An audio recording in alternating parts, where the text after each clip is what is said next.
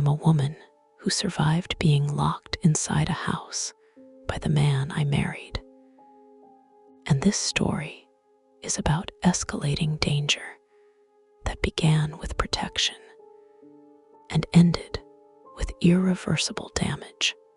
I met him during a period when I needed stability, and he presented himself as calm, attentive, and careful in ways that felt responsible rather than controlling. From the beginning, he insisted on routines, locked doors at night, and checking windows repeatedly, explaining that danger was everywhere and caution was love.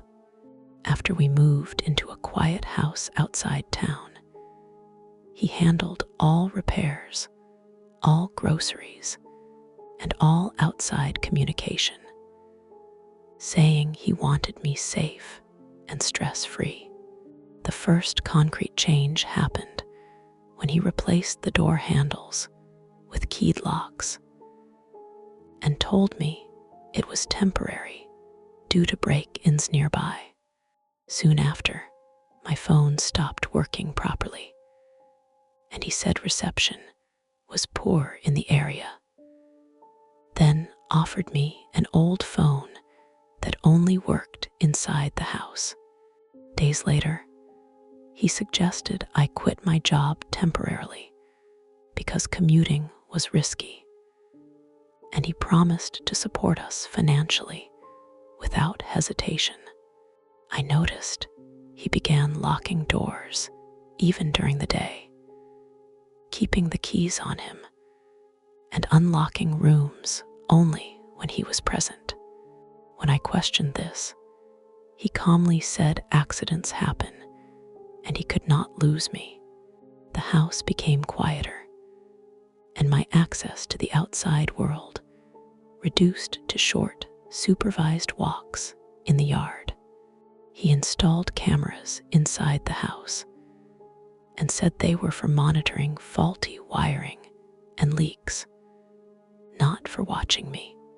One night, I tried to leave the front door while he was asleep, and the alarm he installed sounded immediately, waking him and ending the attempt.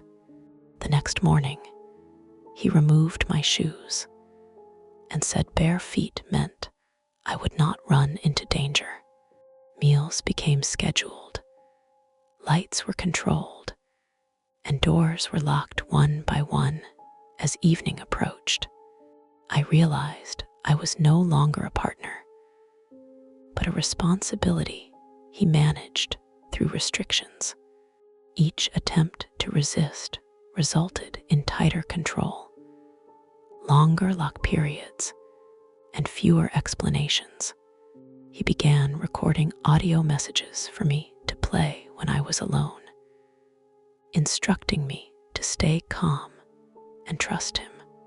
One night, I found a hidden crawl space behind a wall panel and realized someone had been using it recently.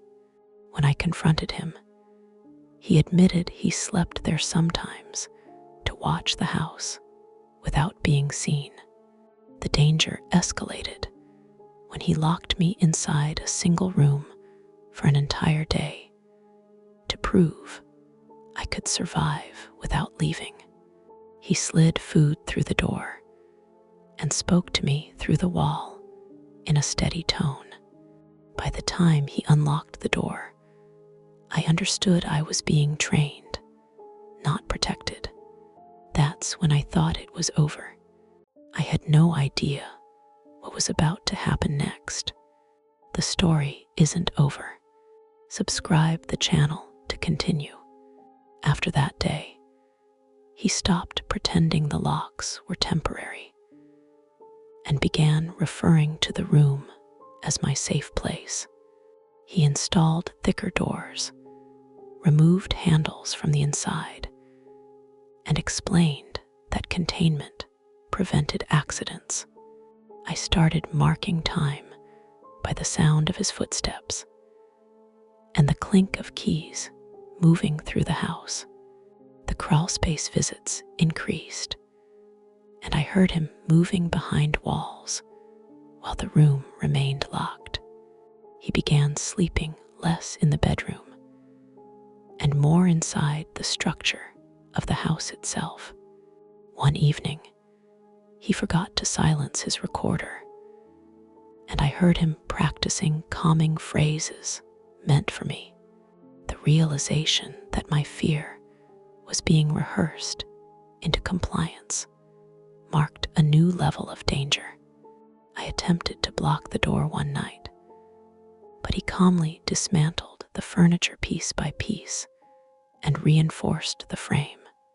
Food portions shrank, water access was limited, and movement was allowed only during inspections. He explained every restriction as necessary, methodical, and justified. The final escalation came when he told me the world believed I was gone, and that leaving now would only cause confusion.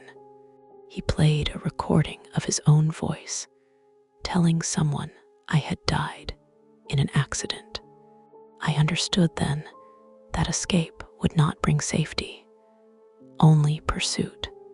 The crawlspace opened directly into my room that night, and he entered silently carrying tools instead of keys.